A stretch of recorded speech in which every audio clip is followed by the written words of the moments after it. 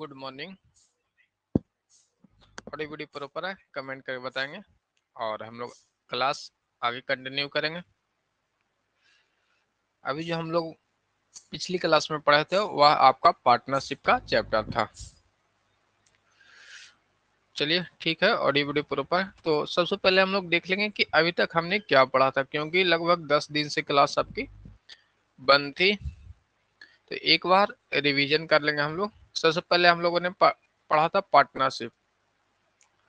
Partnership साझेदारी के बारे में हम लोगों ने पढ़ा था। इसमें हम लोगों ने देखा था कि साझेदारी किस लिए बनता है, जब एकल व्यापार में पूंजी या मैनेजमेंट की कमी आने लगी। इसके लिए हम लोगों ने पार्टनरशिप की खोज की थी। ठीक है, और इसमें हम लोगों ने क्या क्या पार्टनरशिप के शर्तें थे वो देखना है। कम से कम 2 व्यक्ति होना चाहिए, व्यवसाय को करेंगे ये, और इस व्यवसाय के जो प्रॉफिट होंगे प्रॉफिट को क्या करेंगे, प्रॉफिट को ये डिस्ट्रीब्यूट करेंगे।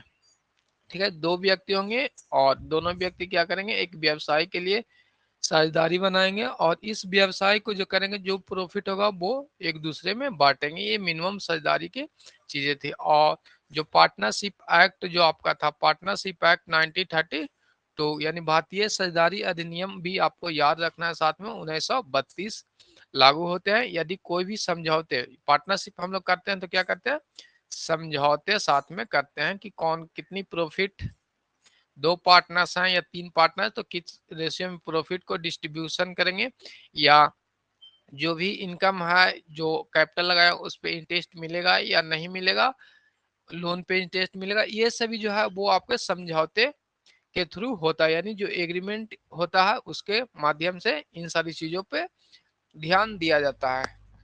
यदि ये समझौते नहीं रहते हैं, पार्टनरशिप सिर्फ बना लिया गया, तो आपको अप्लाई होता है पार्टनरशिप एक्ट 1932। और पार्टनरशिप एक्ट 1932 में कौन कौन सी बातें दी गई है, जो कैपिटल है इस पे आपको इंटरेस्ट नहीं मिलेगा।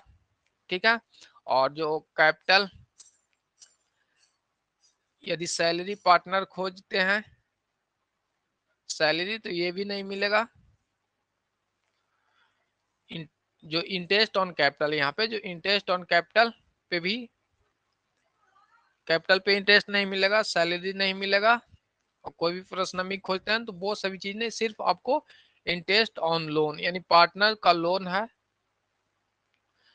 पार्टनर्स का लोन है, तो इस पे 6% की रेट से इंटरेस्ट मिलते हैं। ये आपको ध्यान रखना है। पार्टनरशिप एक्ट 1932 के अंतर्गत ये बताया गया। ठीक है, यदि साझेदारी में लिखा हुआ है कि आपको सैलरी देना है तो दे सकते हैं। ठीक है, इसमें कोई भी कंट्राडिक्शन नहीं होना चाहिए, दोनों चीजें हैं। यदि साझेदारी समझौता नहीं लिखा गया है कि क्या क्या समझौते हुए हैं, तो इसे छोड़ के पार्टनरशिप एक्ट 1932 लागू होता है, जो हमने आपको पढ़ा चुके हैं। चलिए, इसके बाद आगे हम लोग देखा था कि पार्टनर्स की संख्या, पार्टनर्स की जो संख्या वो कितना होना चाहिए। तो पार्टनरशिप एक्ट जो 1932 आपका है, उसमें अधिकतम संख्या के बारे में कुछ नहीं कहा गया है। मिनिमम तो 2 होना चाहिए, ये तो आपको ध्यान में है, लेकिन अधिकतम कितना होना चाहिए, मैक्सिमम, इसके बारे में कुछ नहीं कहा गया। वहीं आपको अभी जो कंपनी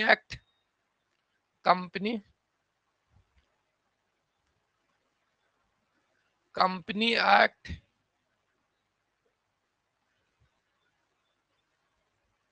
एक सेकेंड वेट कर लेंगे, पेन थोड़ा नहीं चल रहा, इतना दिन से हो गया, तो वेट कर लेंगे आप लोग।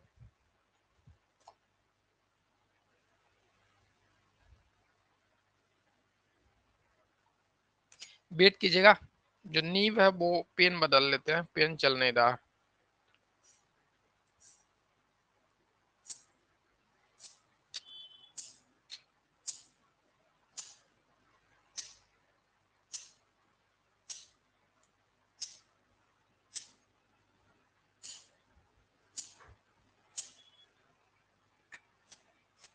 चलिए, तो हम लोग अभी ध्यान दे रहे थे पार्टनरों की संख्या पे कि मैक्सिमम कितना पार्टनर होना चाहिए।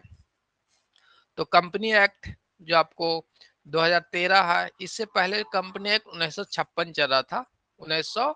56 चल रहा था, ये अब समाप्त होकर कंपनी एक्ट 2013 लागू हुआ है। और इस कंपनी एक्ट में पार्टनर के बारे में बोला गया कि पार्टनर की जो संख्या है, नंबर ऑफ पार्टनर्स होंगे, जो मैक्सिमम की बात कर रहे हैं यहाँ पे, वो 100 होंगे। लेकिन इसमें भी रिलीफ दिया गया कि यदि केंद्र सरकार जितना लागू करते हैं उतना मैक्सिमम संख्या हो सकता है। एट प्रेजेंट टाइम आपकी प्रेजेंट जो टाइम है, यानी वर्तमान समय में इंडियन गवर्नमेंट ने कितना लागू किए हुए हैं, 50 लागू किए हुए। ये ध्यान में रखना है। मैक्सिमम कितना भी पार्टनरशिप वैलिड होंगे, 50 वैलिड होंगे, ये ध्यान में रखना। यहाँ तक हम लोगों ने पढ़ लिया था। इसके बाद हम लोग आगे पढ़े थे पार्टनर्स के अकाउंट के बारे में पढ़े थे। क्या थे? पार्टनर्स की अकाउंट के बारे में पढ़े थे। तो ये दो मेथड से बना था, एक अस्थाई और सेकंड अस्थाई। अस्थाई, अस्थाई और अस्थाई दोनों को हम लोगों ने डिटेल में अध्ययन किया। दोनों में कुछ नहीं था। अस्थाई का मतलब एक अलग अकाउंट बनता था पार्टनर्स का, एक चालू अकाउंट बनता था, ठीक है। और अस्थाई में दोनों अकाउंट को ऐड कर देते थे। यहाँ तक हम लोगों ने अध्ययन कर चुका है। इसके बाद हम लोगों ने देखा था कि इंटरेस्ट ऑन कैपिटल कैलकुलेट कर रहे थे। क्या कर रहे थे? इंटरेस्ट ऑन कैपिटल हम लोगों ने कैलकुलेट किया था। तो इंटरेस्ट ऑन कैपिटल आपको सिंपल था कि जितना रेट से इंटरेस्ट दिया हुआ रहता था उस रेशियो में हम लोग इंटरेस्ट ऑन कैपिटल निकालते थे। और ध्यान रखना कि ओपनिंग कैपिटल पे ही इंटरेस्ट ऑन कैपिटल निकलता था। यदि बीच में कोई एडिशन किया जाता था कैपिटल को, तो जिस डेट को वो अमाउंट लाया गया था उस डेट तक end of years, accounting year के दौरान जितनी भी अवधि होती थी उस पर कैलकुलेट करते थे। यहाँ तक क्लियर है? किसी को कोई दिक्कत नहीं हुआ होगा? चलिए, तो अब हम लोग आगे देखते हैं। यहाँ तक हम लोगों ने अध्ययन कर लिए थे इंटरेस्ट ऑन कैपिटल तक। तो सारी चीज ध्यान रखना है आपको। जितनी भी चीजें बताए हैं वो याद रखना है। इन सभी पॉइंट से आपको क्वेश्चंस आते हैं एग्जाम में। क्लियर है? बताएंगे? एक बार कमेंट करेंगे आप लोग।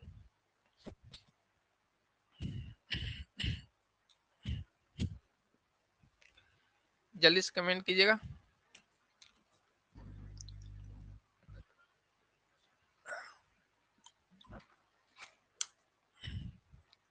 चलिए, तो सारा पॉइंट याद रखिएगा। इन सभी पॉइंट से आपके एग्जाम में क्वेश्चंस आते हैं। तो आगे अब हम लोग देखेंगे।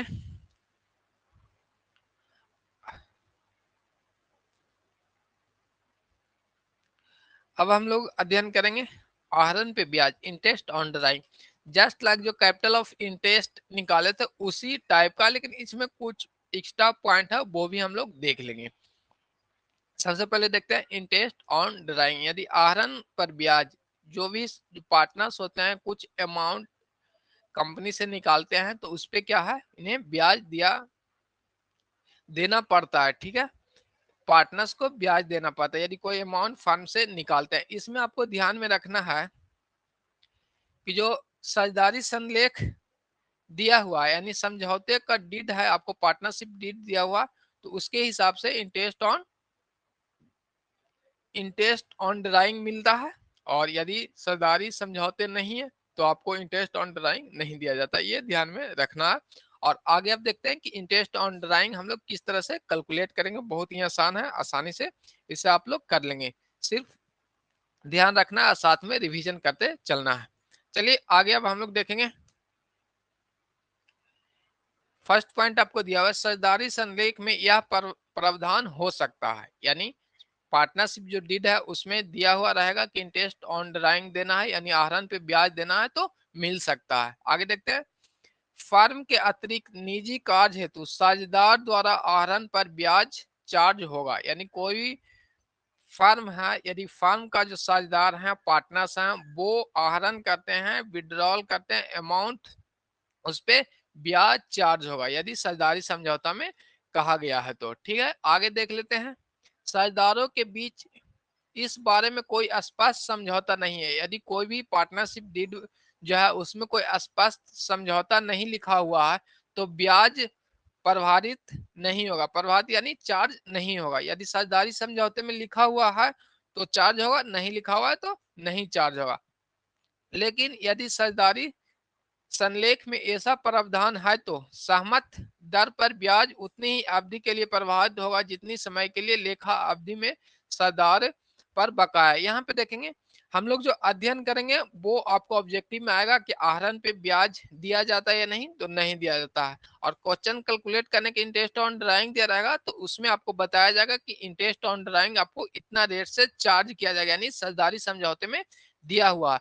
अब जो चार्ज करेंगे इंटरेस्ट यानी जो ब्याज हम लोग चार्ज करेंगे, इस ब्याज को जिस डेट से यानी जिस डेट से आहरण के इस डेट से लेके अकाउंटिंग ईयर के एंड पे, क्या है अकाउंटिंग ईयर के एंड पे हम लोग जो अवधि होगी पीरियड होगी उस पे हम लोग चार्ज करते हैं, जैसे इंटरेस्ट ऑन कैपिटल किए थे। ठीक है, यहां तक क्लियर है, किसी को कोई दिक्कत नहीं। इंटरेस्ट ऑन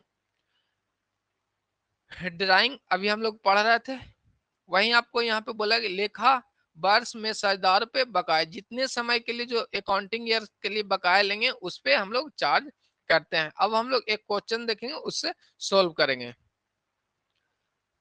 यहाँ पे देखें अनु एवं सुजीत अपने निजी उपयोग हेतु 1 जनवरी 2022 को, कब 1 जनवरी 2022 को 45,000 रुपया एवं 40,000 रुपया का आहरण करते हैं। कितना ड्राइंग कर रहे हैं, आहरण कर रहे हैं कितना का, 45,000 और 40,000 का। अनु एवं सुजीत दो पार्टनर से उन्होंने अपने निजी उपयोग के लिए 1 जनवरी 2022 को, अकाउंटिंग ईयर हम लोग इसे मानेंगे 2021 और 22। ठीक है, अकाउंटिंग ईयर आपके लिए 21 और 22 का, और जो आहरण किया जा रहा है वो आपको 1 जनवरी 2022 को किया जा रहा है।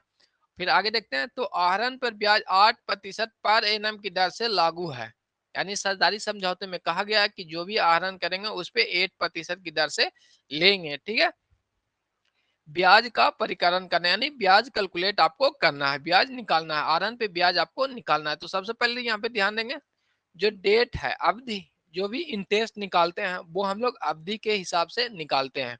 तो सबसे पहले 1 जनवरी है, कितना 1 जनवरी को दिया हुआ था, और अकाउंटिंग ईयर आपको जो समाप्त होगा 31 मार्च को समाप्त होगा। कब होगा, 31 मार्च को आपको समाप्त होता है।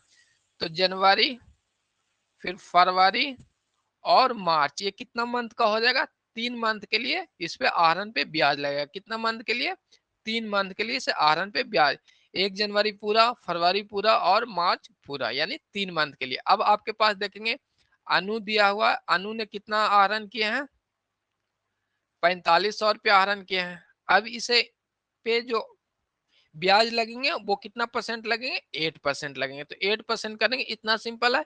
इसके बाद क्या करना है, जो अवधि दिया हुआ था, क्योंकि यहाँ पे देखेंगे प्रतिशत पर एनम दिया है यानी साल में 8% लगता है, लेकिन हमने जो आहरण किया वो कितना अवधि के लिए किए हैं, वो 3 ही मंथ के लिए किए हैं।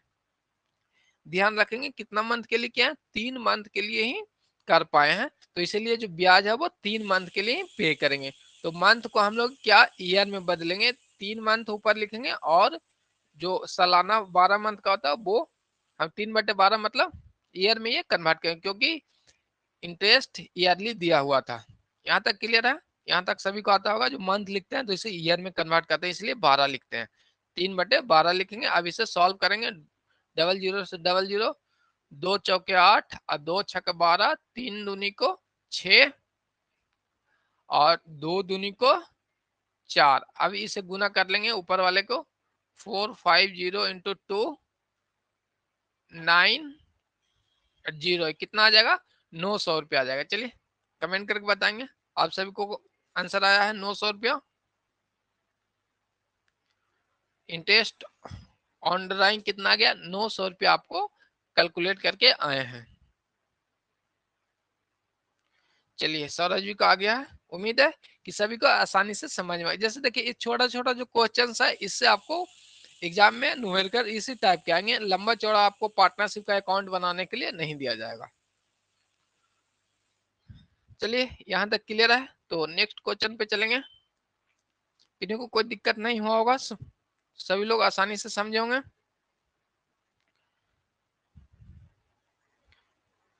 तो नेक्स्ट क्वेश्चन देखते हैं आपके सामने। नेक्स्ट क्वेश्चन देखेंगे हम लोग।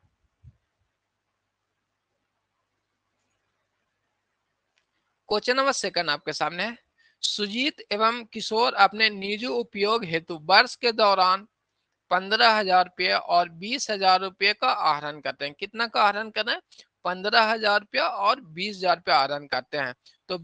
तो आहरण पर ब्याज 8% की दर से लागू है। तो ब्याज का परिकलन करें, यानी ब्याज आपको कैलकुलेट करना है। अब यहाँ पे देखना है जो ब्याज दिया हुआ है 8%, जो दर है आपका ब्याज का वो दिया हुआ है 8%, और जो आहरण कर रहे हैं आहरण का अमाउंट कितना आपको दिया हुआ है, सुजीत का जो दिया हुआ है 15,000, और आपको फिर किशोर का दिया हुआ है 20,000 रुपया। अब इसमें देखेंगे एक चीज यहाँ पे ध्यान रखना, ना तो आपको पारेनम लिखा हुआ है, ना ही इसका अवधि दिया हुआ है। ठीक है, कि कितना अवधि के लिए है। तो यदि अवधि दिया हुआ ना रहे कि किस अवधि को विड्रॉल करते हैं, तो इसे हम लोग सीधे 8% ईयरली ही मान के निकाल लेंगे। ठीक है, कोई माने ये नहीं है कि एग्जाम में ये नहीं करना है कि इसमें पारेनम या अवधि नहीं दिया हो तो क्वेश्चन सी गलत है। आपको उसे ईयरली ही कैलकुलेट कर लेना, 8% सीधे उस पर निकाल लेना है। ठीक है, एग्जाम में लड़ाई क्वेश्चन से नहीं करना, जो क्वेश्चन कहेंगे उसी के हिसाब से आपको सॉल्व कर लेना है। ठीक है, तो 15,000 रुपया विड्रॉ किया गया था, आहरण किया गया था, उस पर 8% के हिसाब से हम लोग ब्याज निकाल लेंगे, और जो अमाउंट आएगा 15 से और 10, ये हो जाएगा। सुजीत का ब्याज निकल गया 1,200 रुपया। ठीक है, जूही परवीन का आंसर आ गया 1,200 रुपया। इसके बाद ये किशोर का जो अमाउंट है उस पर भी हम लोग क्या करेंगे, 8% की रेट से हम लोग कैलकुलेट करेंगे। 00 से 00 और 8 दूनी को 16, 00 यानी 1,600 रुपया। चलिए, जूही परवीन डीपी मिश्रा का भी आ गया है, सौरभ जी का भी आ गया, सभी का आ गया है। तो ध्यान रखना, ये क्वेश्चन कराने का मेन उद्देश्य था कि यहाँ पे ध्यान रखना ये नहीं कि एग्जाम में कह देना कि पारेनम नहीं दिया हुआ या अवधि नहीं दिया हुआ तो ये क्वेश्चन से गलत है। ऐसा नहीं करना, आपको जो क्वेश्चन दिया रहेगा उस पर सीधे निकाल लेना है। अब हम लोग आगे देखेंगे।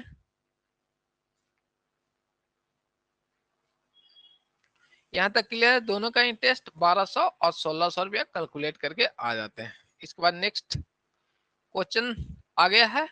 अब ये हम लोगों ने आहरण जो अभी तक हम लोगों ने किया वो सिंपल इंटरेस्ट ऑन कैपिटल के रूप में ही किया था, लेकिन इसमें कुछ पॉइंट आगे आते हैं वो हम लोग देखते हैं। इंटरेस्ट ऑन कैपिटल भी इसी तरह से निकाल लेते थे आसानी से, तो आगे जो पॉइंट है वो हम लोग अब अध्ययन करेंगे, जो आपको ध्यान में याद में रखना है।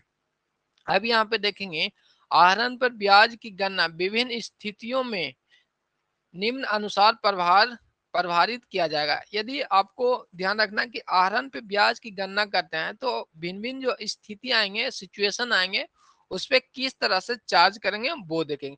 कैपिटल में था कि कैपिटल तो कभी कदार ही आप कंपनी में इंट्रोड्यूस करते हैं, लेकिन आहरण है इसमें देखेंगे कि आहरण एक ऐसा अमाउंट है जो कोई पार्टनर्स मंथली भी निकाल सकते हैं कि हमें मंथली चाहिए, क्वार्टरली चाहिए, तो इस तरह से भी आहरण किया जाता है। तो इन सिचुएशनों को बचने के लिए देखेंगे, यदि मान लेते हैं आप यहाँ पे देखेंगे कि 1 अप्रैल को अमाउंट निकाला गया 3,000, फिर नेक्स्ट मंथली निकाल रहे हैं, अप्रैल के बाद मई निकाल रहे हैं 3 मंथ, तो आप बताएंगे इस 3 मंथ का जो अमाउंट है इस पे हम लोग कितना निकालेंगे, 3 मंथ यानी मान लेते हैं 8% दिया हुआ है इंटरेस्ट, आप गुने 1 अप्रैल को निकाले हैं तो 12 मंथ के लिए यानी सालाना निकल जाएगा, यानी 1 साल 12 मंथ लिखते हैं तो इस तरह से निकले।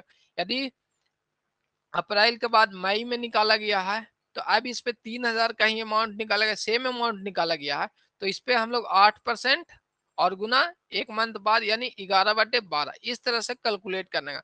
तो इस विधि से बचने के लिए जैसे मान लेते हैं कि आपको क्वेश्चन में दिया गया है कि प्रति माह प्रति डेट यानी प्रथम डेट को ही निकाला जाता है, तो इस तरह से यानी हम लोग कितने बार कैलकुलेट करना पड़ेगा, अप्रैल, मई, जून, जुलाई, अगस्त, सितंबर, मान लेते हैं 3,000 रुपया एवरी मंथ निकाल रहे हैं सितंबर, तो इस तरह से हम लोग कैलकुलेट करना पड़ेगा तो लंबा हो जाता है। इसी से बचने के लिए क्या करते हैं जो आगे हम लोग देखेंगे।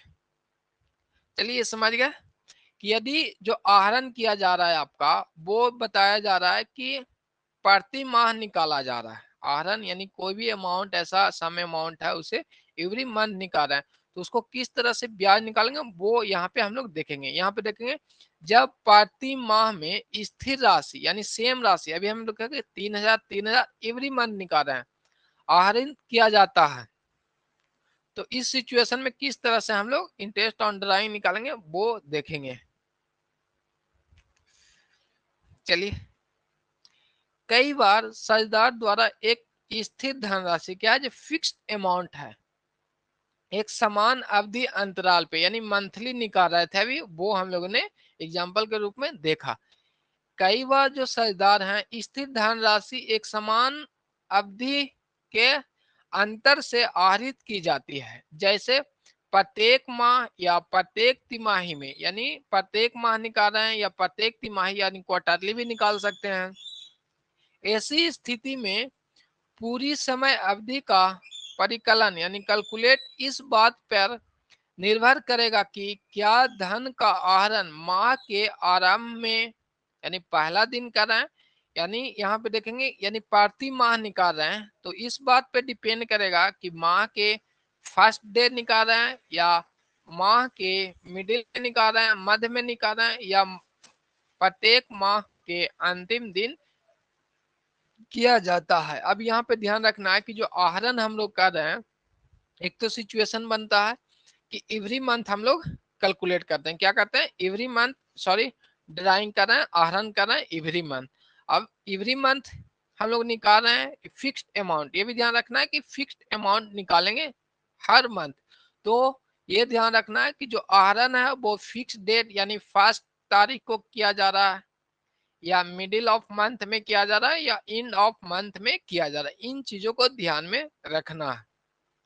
इसके बाद आगे हम लोग देखेंगे, मान लीजिए कि प्रति माह आहरण किया जा रहा है, क्या कर रहा है कि एवरी मंथ हम लोग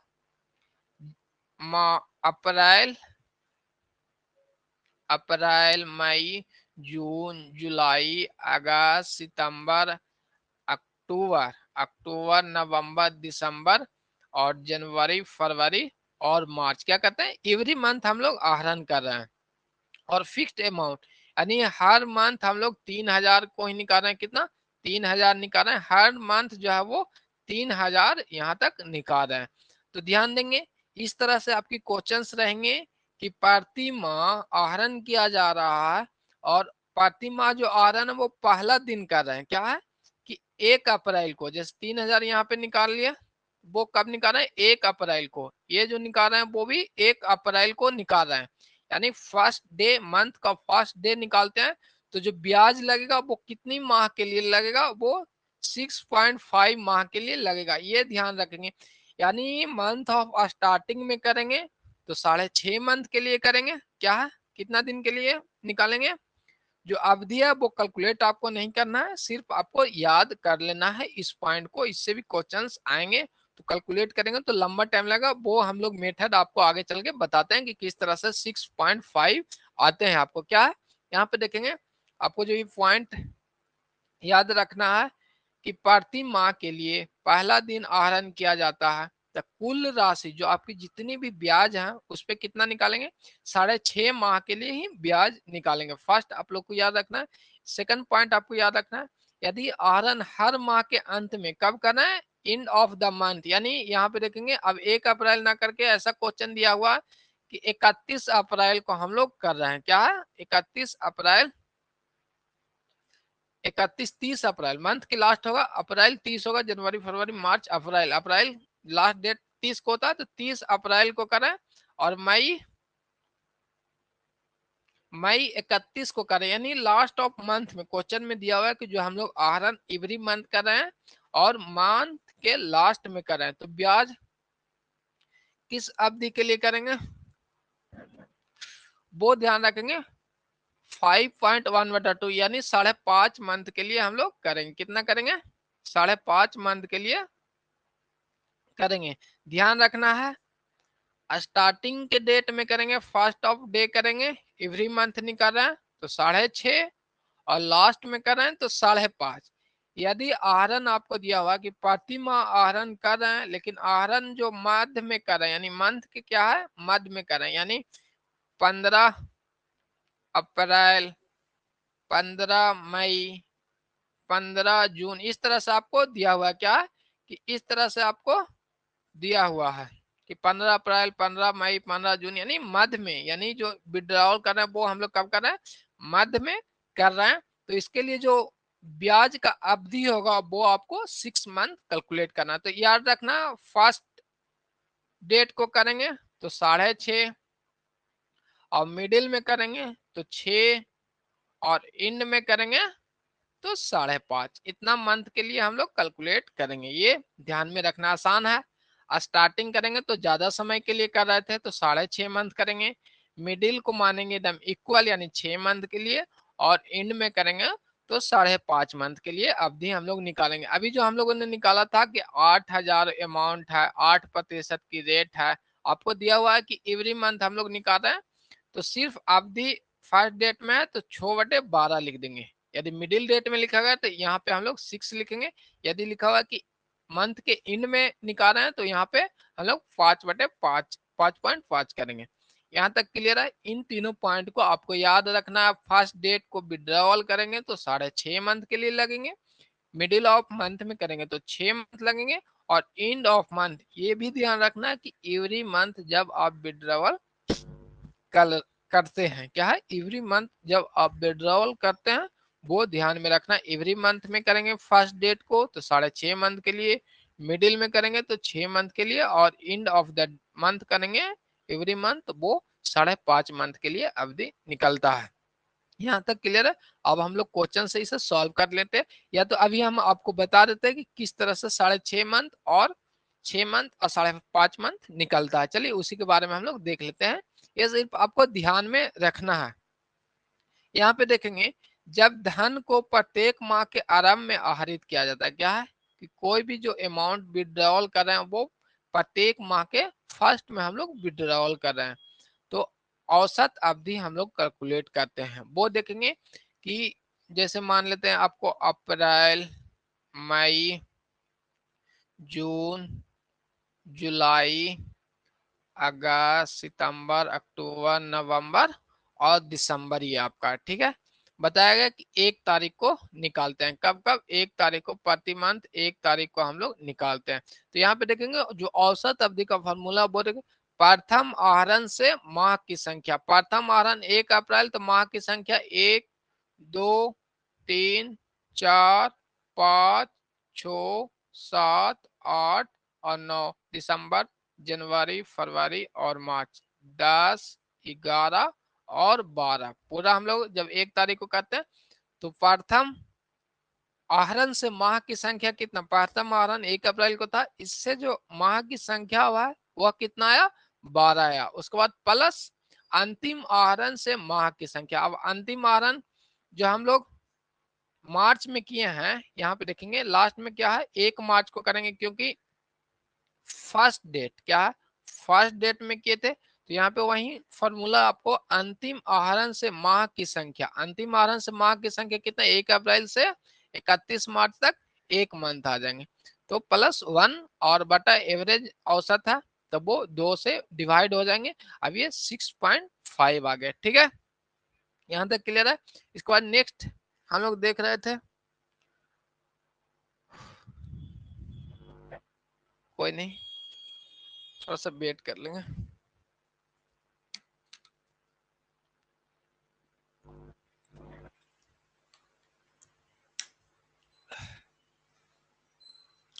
चलिए, अभी भी पेन करता है, कोई नहीं, यहाँ पे देख लेंगे। सेकंड पॉइंट है, जब धन को हर माह, यानी जो भी विड्रॉल करेंगे वो एवरी मंथ क्या कर रहे हैं, एंड में कर रहे थे, यानी मंथ के लास्ट में, प्रति माह के लास्ट में कर रहे हैं, आहरित करते हैं, तो उसका जो औसत अवधि है वो देखेंगे। प्रथम आहरण से माह की संख्या प्लस अंतिम आहरण से माह की संख्या। ठीक है, तो यहाँ पे सिर्फ क्या करना, मान लेते हैं 30 या 31, जो भी अवधि आपके आएंगे, 30 आएंगे तो 30, 31 आएंगे तो 31, इस तरह से करेंगे। तो लास्ट का जो मंथ है वो 31 मार्च, यानी मार्च का महीना वो 31 को लगता है। ठीक है, तो अब हम लोग निकालेंगे क्या है, प्रथम आहरण से माह की संख्या। तो प्रथम आहरण से माह की संख्या यहाँ से निकाल रहे थे, तो यहाँ तक प्रथम आहरण से यहाँ से करेंगे तो ये आ जाएगा 1। आपको 30 अप्रैल से 31 मई 1 आएगा, ना कि ये वाली मंथ आ जाएगी, क्योंकि 1 तारीख से था तो 31 तक उसमें था, लेकिन लास्ट डेट से करेंगे तो ये वाली 1 आ जाएंगे, यहाँ पे 2, यहाँ पे 3, ये 1 मंथ की संख्या गिन रहे हैं हम लोग, इस तरह से करेंगे तो यहाँ पे 11 आएंगे। ठीक है, तो प्रथम माह से आहरण की संख्या यहाँ पे निकाल लें। चलिए इसे हम लोग अभी मिटा देते हैं आपके लिए, तो ज्यादा क्लियर हो जाएंगे। फिर से देख लेते हैं, कंफ्यूजन ना हो जाए, इसके लिए हम लोग फिर से देख लेते हैं। अब यहाँ पे देखेंगे जो आपको फॉर्मूला सेम ही है कि प्रथम आहरण से माह की संख्या, प्रथम आहरण 30 अप्रैल को किया है, तो माह की संख्या तो इसमें एक भी दिन नहीं हुआ, यहाँ से लेके इस अवधि के बीच में एक मंथ आ गया। ठीक है, 1, फिर 2, यहाँ से यहाँ 2, फिर 3, फिर 4, 5 month, 6 month, 7 month, 8 month, 9 month और 10 मंथ, और यहाँ पे 11 मंथ आ गए, तो मंथ की संख्या 11। अब प्लस अंतिम आहरण से माह की संख्या, जो फॉर्मूला औसत अवधि के वो देखें, अंतिम आहरण से माह की संख्या।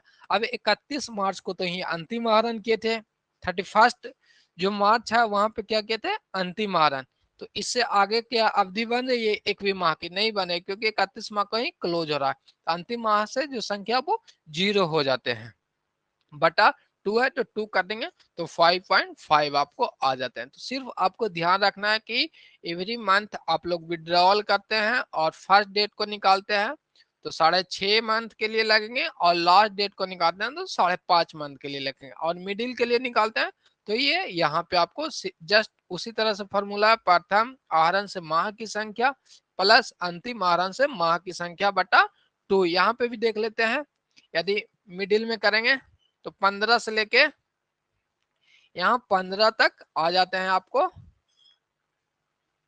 11.5 मंथ, कितना आ जाएंगे 31 मार्च, उसी तरह से काउंट करेंगे सेम चीज तो 11.5, और यहाँ से जो आपको 31 मार्च बच जाते हैं, जो लास्ट विड्रॉल तो मिडिल में करेंगे तो 15 मार्च को ही समाप्त हो जाएंगे, तो ये जो 6 मंथ हो गए वहीं आपको 0.5 लिखा गया है। ठीक है, और इसे जोड़ देते हैं तो यानी 12/2 हो जाएंगे बटा 6 हो जाएंगे। दूसरा का आता है 2 कैसे आता, अच्छा 2 फार्मूला है, एवरेज जो है ना, एवरेज एक फार्मूला है। एवरेज में देखेंगे कि जो एवरेज निकालते हैं तो दो चीजों को सम करते हैं, एवरेज में क्या होता है, संख्याओं को संख्या बटा योग, तो ये फार्मूला है, आपको ध्यान रखेंगे जो ये 2 आपका है वो आपको फार्मूला दिया हुआ है। एवरेज जो है, एक सेकेंड, ये 2 आपको फॉर्मूला प्रथम आहरण से माह की संख्या बटे अंतिम आहरण से माह की संख्या बटा 2, ये आपका फॉर्मूला है। ठीक है, औसत अवधि निकाल रहे हैं।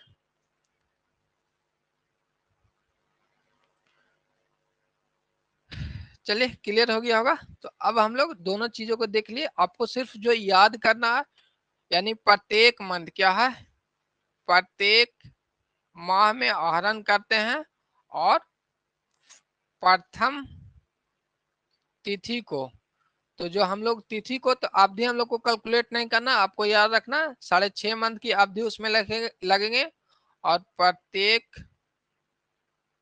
माह प्रत्येक माह के मध्य में करेंगे, आहरण करेंगे, मध्य में आहरण करेंगे तो कितना लगेंगे वो 6 मंथ के लिए, और प्रत्येक माह के अंत में आहरण करेंगे तो आपको 5.5 माह की ड्यूरेशन का अवधि लगेगा, ये याद रखना। और प्रथम आहरण से आहरणों की संख्या प्लस अंतिम आहरण से माह की संख्या, प्रथम आहरण से माह की संख्या प्लस अंतिम आहरण से माह की संख्या बटा 2, ये आपका फॉर्मूला है औसत अवधि निकालने के लिए, ये आपकी जरूरत नहीं पड़ेगी, आपको सिर्फ अवधि याद रखना। और यदि क्वेश्चंस एग्जाम में आ भी जाते हैं फॉर्मूले से तो एवरेज में आपको याद रखना है कि प्रथम, यानी सारी जो कैलकुलेशन होगा वो फॉर्मूला सेम ही रह जाएंगे, या फर्स्ट में निकाले फर्स्ट डेट को, या मिडिल डेट को, या एंड ऑफ द मंथ को निकाले, वो सेम फॉर्मूला रह जाएंगे। यहाँ तक क्लियर है, आपको ये वाली पॉइंट याद में रखना है। अब आगे अब क्वेश्चन से करेंगे, वो अब आपको समझ में आ जाएगा। क्वेश्चन नंबर 3 आपके सामने है, 2 क्वेश्चन किए थे, क्वेश्चन नंबर 3 आपके सामने दिया गया कि जूही और मनोज क्या है, साझेदार हैं, जो ही अपने निजी उपयोग के लिए 10,000 रुपये प्रति माह के आरंभ में आहरण करते हैं। क्या है? फर्स्ट डेट को, क्या है? फर्स्ट डेट को आहरण करें। तो अवधि आप बताएंगे कितना अवधि के लिए ब्याज लगेंगे, कमेंट करके आप लोग बताएंगे कि क्वेश्चंस आपको दिया हुआ कि प्रति माह, ये भी ध्यान रखना आपको, प्रति माह के प्रारंभ में आहरण करते हैं तो अवधि कितना है, सभी लोग कमेंट करेंगे सारे स्टूडेंट। फर्स्ट डेट का है तो डीपी मिश्रा का आ गया, सौरभ जी का कमेंट आ गया, कमेंट करके आप लोग बताएंगे। तो चलिए जो अवधि आएंगे वो 6.5 आ जाएंगे। ठीक है, अवधि तो समझ में आ गया। अब यहाँ पे देखेंगे जो आहरण का अमाउंट कितना है। जब आप आहरण करेंगे तो कितना अमाउंट आहरण कर पाते हैं, जो ही प्रवीण जी का भी कमेंट आया है। आगे देखेंगे यहाँ पे कि जब आप आहरण अमाउंट कर रहे हैं तो 10,000 रुपया क्या कर रहे हैं, प्रति माह कर रहे हैं। तो एक साल में कितना अमाउंट, मैंने मान लेते हैं यहाँ पे देखेंगे अप्रैल में 10,000 किए, मई में 10,000 किए, इस तरह से लेके मार्च तक आपने 10,000 किए। तो यहाँ पे ध्यान रखना कि जितनी भी अमाउंट है टोटल आहरण आपको निकालना है। क्या है? टोटल ड्राइंग, यानी कुल आहरण निकालना है। हिंदी में कहेंगे तो कुल आहरण सबसे पहले निकालेंगे। तो कितना आ जाएगा, 10,000 रुपया गुने 12, यानी प्रत्येक मान निकालना है तो टोटल अमाउंट कितना निकाल पाएंगे, 1,20,000 रुपया। 1,20,000 रुपया कितना, 1,20,000 रुपया, ये टोटल अमाउंट आहरण आपको निकालेंगे। उसके बाद अब हम लोग इंटरेस्ट ऑन, यहाँ पे लिख लेंगे 1,20,000 रुपया। अब हम लोग निकालेंगे आहरण पर ब्याज। आहरण पे ब्याज के लिए क्या करते हैं, टोटल ड्राइंग गुने रेट ऑफ इंटरेस्ट कितना दिया हुआ है, 8%। चलिए कलर चेंज कर लेते हैं, 8% और गुने समय अवधि। तो समय अवधि आपको पता ही है कि समय अवधि कितना हो जाएगा, 6.5 बटा, अब मंथ में है तो इसे हम लोग ईयरली कन्वर्ट करने के लिए 12 से भागा देते हैं। यहाँ तक क्लियर है। अब इसे कैलकुलेट करेंगे, 20 से 20 यहाँ से यहाँ कट गया। अब यहाँ पे देखेंगे ये जो दशमलव को अगर हटाते हैं तो नीचे 0 आता है, ये आपको सभी को आता होगा। ये यानी दशमलव हटाएंगे तो नीचे हम लोग एक 0 बैठाएंगे, दशमलव के बाद जितने अंक रहेंगे उसके हिसाब से 0 बैठते हैं, ये आपको पता है। अब यहाँ पे देखेंगे ये 0 से ये 0 कट गया। अब हम लोग सॉल्व करेंगे, 12 से 12 कट जाएंगे, 12 दाम को 20 से। अब यहाँ पे आपको सिर्फ गुना कर देना है, 10 गुने 8 गुने 65, यानी आ जाएंगे 8 बच्चे को 40, 4 अच्छा का 48 और 52। चलिए ये अमाउंट निकल के आ गया। ये आपको आहरण पे ब्याज किन के लिए निकाले, हम लोगों ने जूही का निकाले हैं। सभी का आ गया है 5200 रुपया। चलिए बताएंगे आप लोग कि आप सभी को आया है। कैलकुलेट करना तो सभी को आता होगा आसानी से काटने के लिए, वो भी हम लोगों ने जी। तो सभी लोग यहाँ पे किए। अब हम लोग इसको एक सेकेंड एडजस्ट कर लेते हैं और अब हम लोग निकालेंगे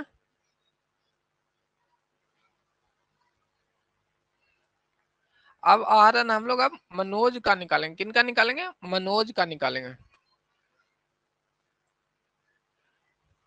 मनोज का आहरण अभी हम लोगों ने जूही का निकाला 5200 रुपया, सौरभ जी का, जूही जी का, मिश्रा जी का, सभी का आ गया।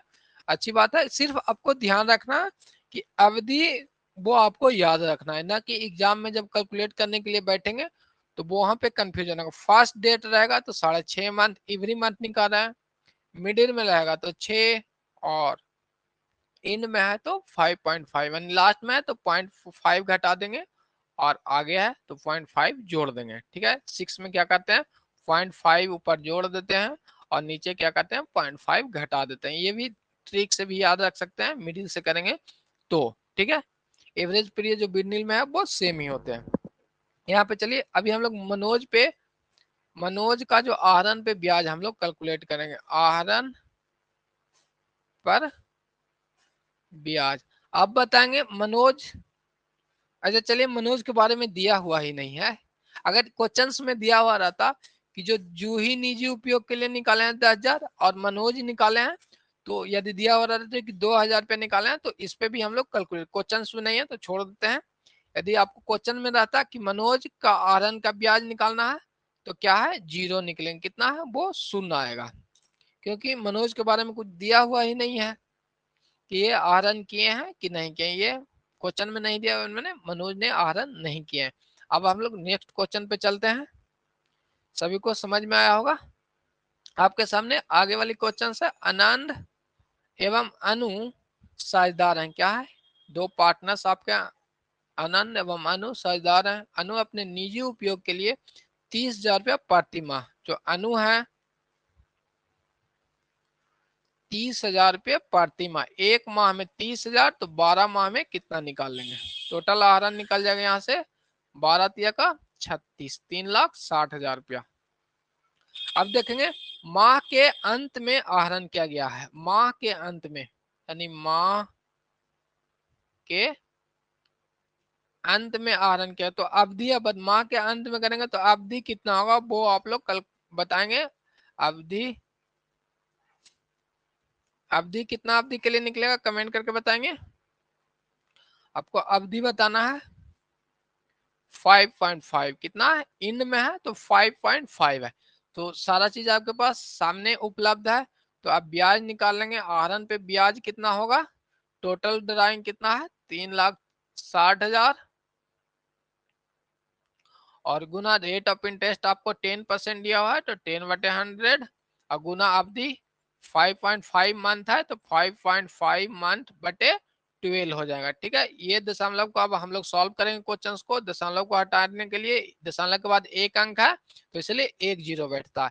अब 10 से 10, 10 से 10 और 10 से 10, अब यहाँ पे काटेंगे 12 तिया का 36, 36 पे हाँ सॉरी 12 तिया का 36 कितना आ जाएगा 300। ठीक है, अब इसे हम लोग कैलकुलेट कर लेंगे, ऊपर में 300 और गुने बच गए 55, अब यहाँ पे 5 या 15 एक 16 और 00 16,500,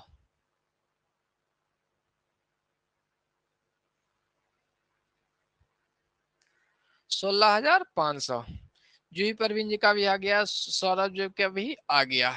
ठीक है, तो उम्मीद है कि प्रति माह प्रति अमाउंट विड्रॉल करेंगे तो अवधि आपको याद रखना, एग्जाम में यदि कैलकुलेट करने के लिए बैठ गए कि अप्रैल 30 को हम लोगों ने 30,000 निकाला, इस पे हम लोग 10% के हिसाब से और कितना है 12 मंथ के लिए इस तरह से करेंगे तो आपको कहानी खत्म हो जाएगा, क्योंकि 12 मंथ निकालने के लिए आपको अच्छा टाइम लग जाएगा, फिर सबको निकालने के बाद जोड़ना होता है। यदि आपको नहीं याद है तो निकाल सकते हैं जब आपके पास है, लेकिन हमें नहीं कैसे याद रहेगा, आपको एवरेज के लिए जो मिडिल में है उसके लिए 6 मंथ की अवधि होता है और इससे पहले करना है तो क्या करेंगे 0.5 इसमें जोड़ देंगे अवधि निकालने के लिए, एंड है तो इसमें 0.5 घटा देते हैं। इस तरह से भी आपको याद रखना, स्टार्ट में है मिडिल में है और इन में है, तो ये आपको याद रखना। यदि आगे देखेंगे अब हम लोग, यदि आपको क्वेश्चंस में दिया रहेंगे तो यहाँ तक तो सभी को समझ में आ गया, क्वेश्चंस में दिया रहता आपको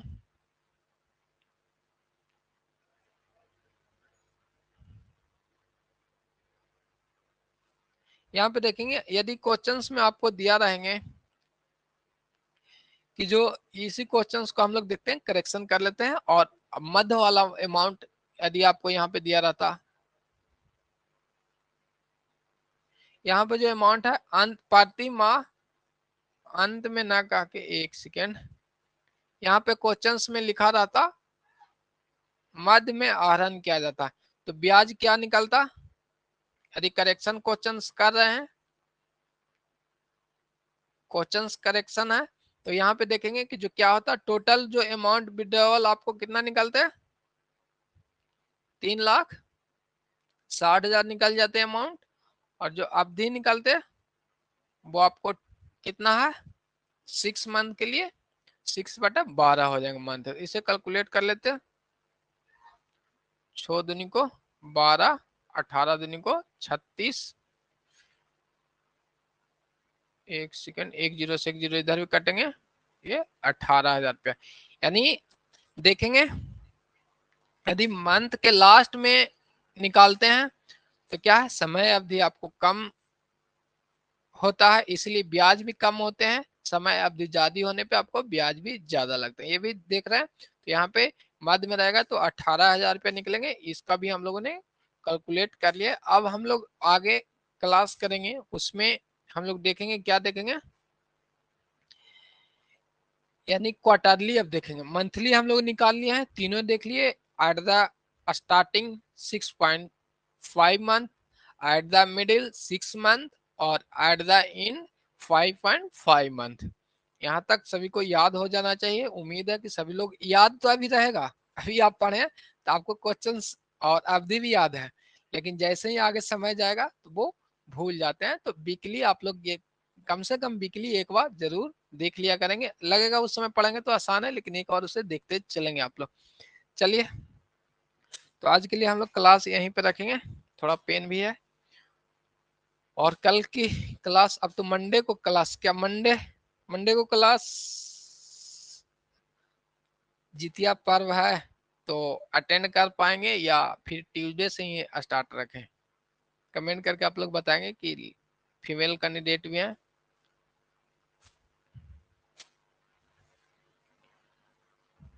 अकाउंटिंग का सिलेबस आपको खत्म हो जाएंगे, ज्यादा बचे नहीं है। जो भी मेन टॉपिक ही अभी आपको बचे हुए हैं, जो भी टॉपिक है वो मेन टॉपिक ही है। तो मंडे को शायद जितिया है, तो फीमेल कैंडिडेट हैं तो वो सभी लोग तो जितिया में बिजी रहेंगे। तो कमेंट करके बताएंगे मंडे को क्लास होना चाहिए नहीं। कल और परसों तो आपको बंद ही रहेंगे। चलिए, और झारखंड में भी आपको कॉमर्स की बहाली आई है, लेकिन उसमें आपको ये ध्यान में रखना है कि इंटर और मैट्रिक आपको झारखंड से जो भी स्टूडेंट किए हुए हैं वो वहां पे अप्लाई कर सकते हैं। कॉमर्स टीजीटी के लिए वहां पे आया है झारखंड में। जो स्टूडेंट झारखंड से इंटर किए हुए हैं, मैट्रिक किए हुए हैं, वो ही सिर्फ अप्लाई कर सकते हैं। अदर स्टेट के आप हैं लेकिन झारखंड बोर्ड से आपने मैट्रिक इंटर किए हैं, वो जनरल में वहां पे अप्लाई कर सकते हैं। चलिए, तो होना चाहिए। फीमेल कैंडिडेट का कोई कमेंट नहीं है, बताइएगा। सर एग्जाम का नोटिफिकेशन कब तक आए? देखिए होना चाहिए, ठीक है। तो क्लास रहेगा मंडे को, आपकी क्लास मिलेगा। देखिए एग्जाम के बारे में एक जो सचिवालय गए थे वो फोन करके बता रहे थे कि 20 तारीख को नोटिफिकेशन आएगा, लेकिन उनकी बातों पे उतना विश्वास नहीं है। जब हमें पिछली बार जो न्यूज मिला था उस पर श्योर थे, और उसके जस्ट एक वीक के बाद ही आपको न्यूज में भी आ गया था। तो देखते हैं कि क्या हो पाता है। ऐसे बताया गया है कि सर 20 तारीख तक नोटिफिकेशन आने की पूरी संभावना है। ये 20 तारीख को, 20 सितंबर को बताया गया है, लेकिन सरकार जब तक नोटिफिकेशन देगी नहीं, कहना मुश्किल है। और किन्हीं को कोई क्वेरी है तो पूछ लेंगे। सर बीएड प्लस बीकॉम होगा या नहीं? देखिए बीएड प्लस बीकॉम ये डिपेंड करता है नोटिफिकेशन पे। यदि नोटिफिकेशन में आपको पेपर वन के लिए लिया जाएगा तो हो पाएगा, यदि आपको पेपर वन का एग्जाम नहीं लिया पाएगा तो नहीं हो पाएगा। और यदि सर इकोनॉमिक्स कैसे होगा? हो जाएगा। अकाउंट जब आपकी समाप्त करेंगे ना तो आपके लिए इकोनॉमिक्स की क्लास हम लोग कर देंगे। अभी देखिए आप लोग अपने तरफ से ही तैयारी कीजिएगा। इकोनॉमिक्स की एक क्लास हमको मैंने इसी में आपको करवा देंगे, वो इशू नहीं है। लेकिन आप लोग अपने से तैयारी कीजिएगा। यदि 20 सितंबर को नोटिफिकेशन आ जाता है तो 1 मंथ आपको लग जाएंगे अप्लाई कराने के लिए, यानी अक्टूबर पूरा चल जाएगा, और अक्टूबर नवंबर, नवंबर नहीं तो दिसंबर में आपका एग्जाम हो जाएगा। तो 2 मंथ में आपको अकाउंट आसान से खत्म हो जाएंगे, कुछ जो टॉपिक होंगे इकोनॉमिक्स का वो भी हम आपको कवर करा देंगे। वो डिपेंड करता है, जब नोटिफिकेशन आ जाएंगे तो क्लियर हो जाएंगे, सिर्फ अकाउंट से ही लिया जाएगा या आपको इकोनॉमिक्स से लिया जाएगा, क्योंकि 2011 में जो भी एग्जाम हुआ था सिर्फ अकाउंट का ही एग्जाम हुआ था। और 80% जो आपके क्वेश्चंस आए थे 2011 में वो आपको 11-12 से क्वेश्चंस आए हैं। तो ये ध्यान रखिएगा, जितनी भी हम लोग अभी पढ़ रहे हैं वो आपके लिए वेरी वेरी इंपॉर्टेंट है। 20% आपको यदि ग्रेजुएशन लेवल से आते भी हैं तो वो आपके लिए आसान हो जाएंगे। 20% में से तो 10% साइकोलॉजी सब चीज हम ही पढ़ा देंगे। सीटेट आप लोगों ने किया उसी से आपको हो जाएगा, जो सीटेट वाला नोट्स होंगे ना वो आप लोग कर लीजिएगा। सारा चीज हम नहीं करवा सकते हैं ना, क्योंकि उतना टाइम भी नहीं रहता, ऑफिस जाना रहता है, चलिए स्कूल में भी जाना रहता है, तो टाइम जितना रहेगा उतना ही। बाकी सब चीज अपने से कीजिए। अकाउंटेंसी के लिए आप लोग श्योर रहिएगा कि आपको रिवीजन भी हो जाएंगे, अपनी तरफ से आप लोग भी करते रहेंगे। ठीक है, तो और कोई क्वेरी है तो पूछ लीजिएगा। साइकोलॉजी के लिए ध्यान रखें, जो सीटेट किए हैं वो आपका नोट्स है वो कर लेंगे, या थोड़ा बहुत आपको उपलब्ध हो जाएंगे जब नोटिफिकेशन आएंगे। सारा चीज हम नहीं पढ़ा पाएंगे ना, मेरे पास टाइम भी नहीं है। चलिए, तो और कोई क्वेरी किन्हीं को है तो जल्दी से कमेंट कर लेंगे। बहुत दिन के बाद भी आपके सामने आए थे, वो इसमें टाके उके पड़ गए थे गाल में, अभी भी पेन है। चलिए, कोई क्वेरी नहीं है तो क्लास को समाप्त करें। उम्मीद है कि आप लोग अच्छे से तैयारी कीजिएगा। सरकार थोड़ा सा ढीला है, लेकिन जब नोटिफिकेशन आ जाएगा तो फिर टाइम भी नहीं रहेगा। और अभी से आप लोग तैयारी कर रहे हैं तो 2 बार 3 बार रिवीजन आराम से कर पाएंगे। करना क्या है, 1 से 1.5 घंटा तो आपको डेली देना ही है। बाकी अनदर टाइम में अनदर सब्जेक्ट भी तैयारी करना तो आप लोग कर सकते हैं। किन्हीं का कोई क्वेरी नहीं है तो आज की क्लास हम लोग यहीं पे समाप्त कर लेते हैं। चलिए, टेक केयर, बाय बाय। अब हम लोग मिलेंगे मंडे को। मंडे को क्लास आपकी रहेगी, जैसे आपकी कमेंट है। तो अब हम लोग मिलेंगे मंडे को। हो सकता है इस बीच यूट्यूब पे भी आए तो आए, लेकिन कम उम्मीद है क्योंकि पेन अभी भी है। चलिए, टेक केयर, बाय बाय।